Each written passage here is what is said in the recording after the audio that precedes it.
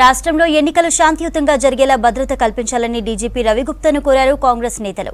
కుల మతాల మధ్య చిచ్చు పెట్టేలా వ్యవహరిస్తున్న వారిపై చర్యలు తీసుకోవాలని తెలిపారు. ఎన్నికల నిర్వహణకు ప్రస్తుతం ఉన్న బలగాలతో పాటు అదనపు ఫోర్స్ మోహరించాలని డీజీపీని కోరామన్నారు PCC election management committee convener Kapilavai Dilip Kumar. 17 MP సెగ్మెంట్లలో భద్రత నిర్వహణ సమస్యలపై ఎప్పటికప్పుడు డీజీపీ ఎన్నికల కమిషన్కు సమాచారం అందజేస్తామన్నారు. ఎలాంటి అవాంఛనీయ సంఘటనలు జరగకుండా తీసుకోవాల్సిన చర్యలపై డీజీపీతో పాటు ఈసీకి లేఖలు రాస్తామన్నారు కపిలవాయి దిలీప్ కుమార్.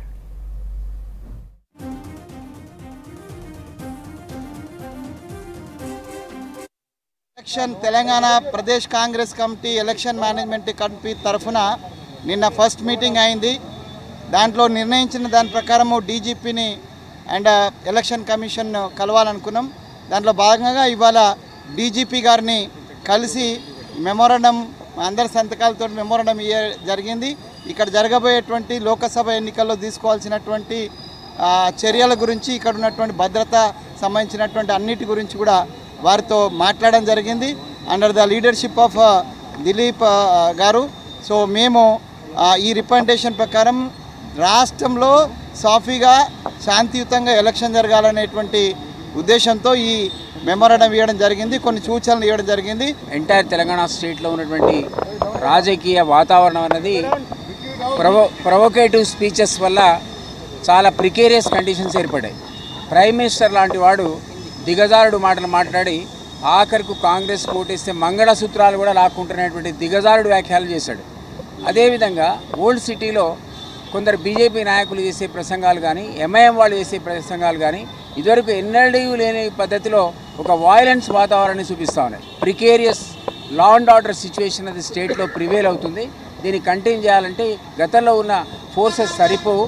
కాబట్టి అదనపు బలగాలు తీసుకోవాలంటే వారు కూడా అంగీకరించారు. నిజానికి ఆ వాతావరణం ఈరోజు ఇక్కడ పొలిటికల్ అట్మాస్ఫియర్ కొద్దిగా వోలటైల్ అట్మాస్ఫియర్ ఉందనే విషయాన్ని ఆయన కూడా అంగీకరిస్తూ అదనపు బలగాల కోసం ఖచ్చితంగా కేంద్రానికి రాస్తామని, అదనపు బలగాలు తీసుకొచ్చి పారామిలిటరీ ఫోర్సెస్ని ఎక్కడెక్కడైతే సెన్సిటివ్ ఏరియాస్ ఈ మొత్తం తెలంగాణలో ఉన్నాయో ఆ ప్రాంతాల లోపల డిప్లాయ్ చేస్తానని ఆయన వాగ్దానం చేయడం జరిగింది.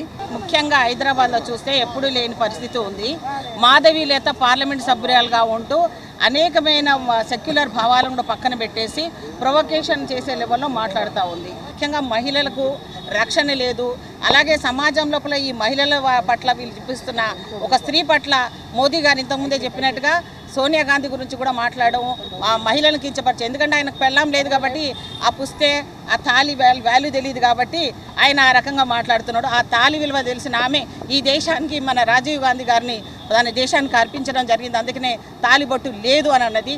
ఈ రకమైన మాట్లాడడం అనేది ప్రధానమంత్రికి ఒక మహిళ పట్ల ఉన్న ఏహభాయానికి అర్థానికి నిదర్శనము. ఈరోజు సెంట్రల్ గవర్నమెంట్ మతాలని కులాలని రెచ్చగొడుతూ దానికి సంబంధించిన పార్టిసిపేట్ చేస్తున్నటువంటి మహిళ అయినటువంటి ఆమె చేస్తున్నటువంటి ఆ యొక్క యూత్ని రెచ్చగొట్టే విధంగా ఇది నాట్ ఓన్లీ హైదరాబాద్, ఇక్కడ కనుక గొడవలు అల్లర్లు జరిగితే ఇది కనెక్టివ్ అయిన మిగతా స్టేట్స్ కూడా ఎఫెక్టివ్ అవుతుంది. కాబట్టి ఈరోజు మన గౌరవ ముఖ్యమంత్రి గారు ఒకటే మాట చెప్పారు, భక్తి అనేది మన మనసులో ఉండాలి, దేవుడు అనేవాడు గుడిలో ఉండాలి. కానీ దాన్ని రోడ్డు మీద తీసుకొచ్చినప్పుడు ఈరోజు మన హైదరాబాదులో ఉన్నటువంటి యువతకి మరి ముఖ్యంగా ప్రాణ ఆపద ఉంది. కాబట్టి దానికి తగిన చర్యలు తీసుకోవాలని ఈరోజు గౌరవ పెద్దలందరితో కూడా, ఎందుకంటే ఈరోజు ప్రజలు ఈ శాంతి భద్రతలను నమ్మి కాంగ్రెస్ పార్టీ యొక్క విలువ తెలుసుకొని కాంగ్రెస్ భుజస్కంధాల మీద ఆ బాధ్యతను పెట్టారు. కాబట్టి మేమందరము మరి డీజీపీ గారికి విన్నవించ